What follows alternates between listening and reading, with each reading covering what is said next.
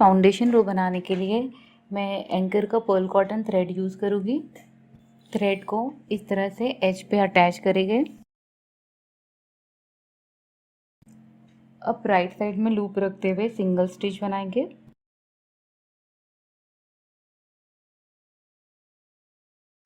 अब इस तरह से लेफ़्ट साइड में रखेंगे। सेम स्पेस में निडल को इंसर्ट करते हुए इस तरह से फाउंडेशन स्टिच बनाएंगे। तो ये फर्स्ट स्टिच हो गई। तो अब ये रो को मैं इसी तरह कंप्लीट करूँगी। सिंगल स्टिच,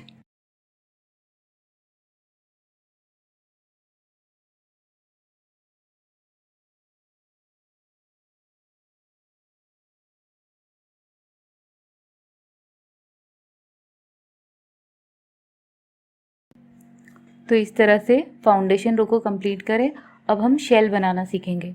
शेल बनाने के लिए आपको एक फोक चाहिए और कट करने के लिए सीज़र और एक निडल चाहिए और वूल यूज़ कर सकते हैं, या आप डिफरेंट ये ऑप्शन देख सकते हैं। ये मल्टी कलर है, इसमें इस तरह से शेल बनती है। ये सिंगल कलर है और ये कॉटन थ्रेड से बनाया है। तो आप कोई भी इसमें से यूज़ कर सकते हैं, वूल या कॉटन थ्रेड। सबके लिए सेम पैटर्न फॉलो करना है और ये बहुत ईजी है, आप क्विकली बना लोगे। इस तरह से फोक को रखेंगे और ये देख सकते हैं, ये फर्स्ट गैप है, सेकंड गैप है, थर्ड गैप है इसका। तो ये फर्स्ट पेज में इस तरह से रखेंगे। ये थोड़ा सा एक्स्ट्रा थ्रेड इस तरह से रखा। अब ये लास्ट वाले गैप में इस तरह से लेके गए और ये लास्ट गैप में इस तरह से डबल कर दिए इसे और इसे नॉट टाई करेंगे। अब टाइटली हमें 2 नॉट्स को टाई करना है ताकि हमारी शेल लॉन्ग लास्टिंग हो और ब्रेक नहीं हो, टूटे नहीं, खुले नहीं।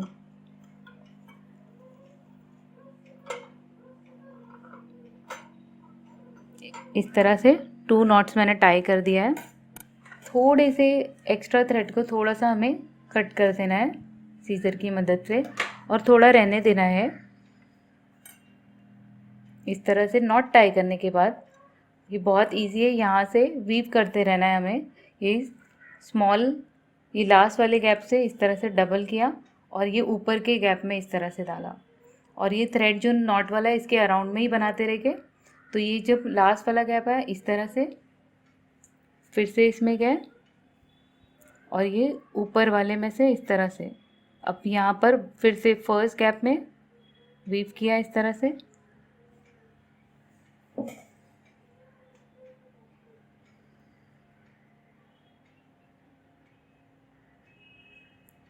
यहाँ पर एक में करना है और यहाँ पर ये 2 जो इसके पॉइंट है इसके अराउंड में करना है।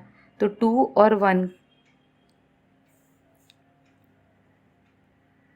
ये देखने से इजीली समझ जाएगा और बहुत इजी है इसे वीव करना।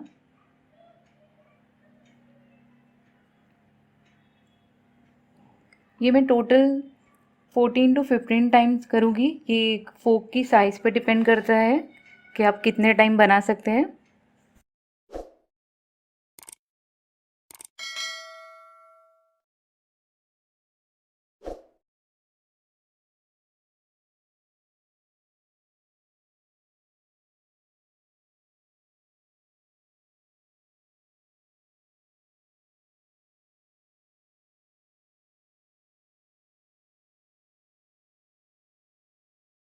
ये 2 में से लेना है इस तरह से और ये 1 के ऊपर से इस तरह से लेना है।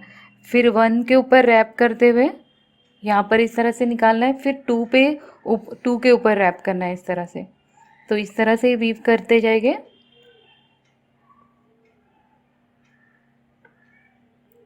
हर शेल में इक्वल नंबर्स रखना है कि कितने टाइम हमने वीव किया है।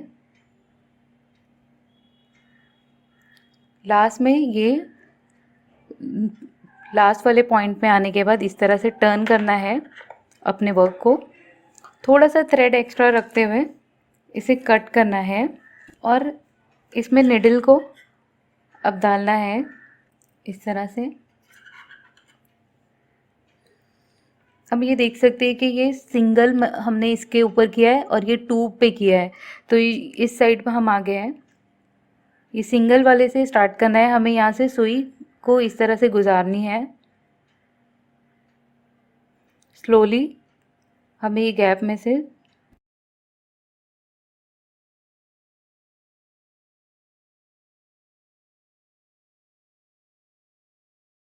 इस तरह से निकालें सुई को। अब ये साइड पे आ गए, ये डबल वाला है, तो अब इसके बीच में से भी निकालना है ताकि ये शेल हमारी लॉक हो जाए इस तरह से।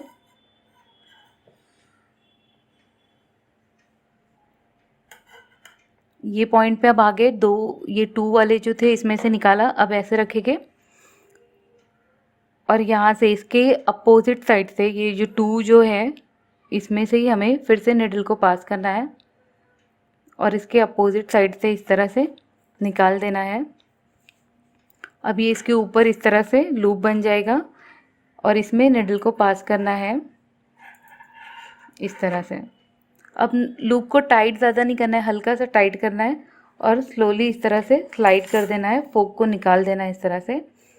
इसे होल्ड करना है शेल को अपने और ऐसे धीरे से इसे पुल करते हुए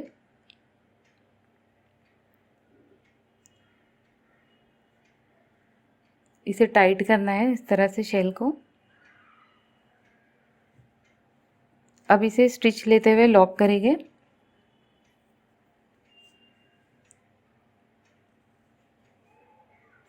इस तरह से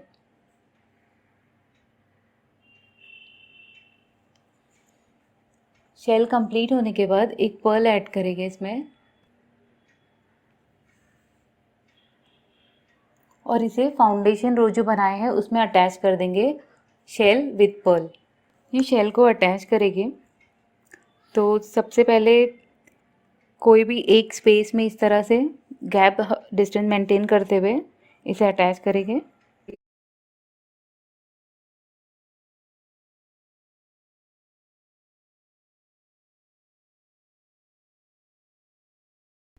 ये अटैच होने के बाद इसके बेस में जाएंगे और यहाँ पर हमें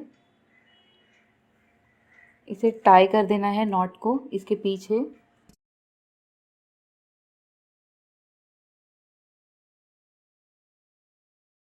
प्रॉपरली टाई करने के बाद इसे कट कर सकते हैं। तो हर शेल को डिस्टेंस मेंटेन करते हुए आपको इस तरह से अटैच करना है।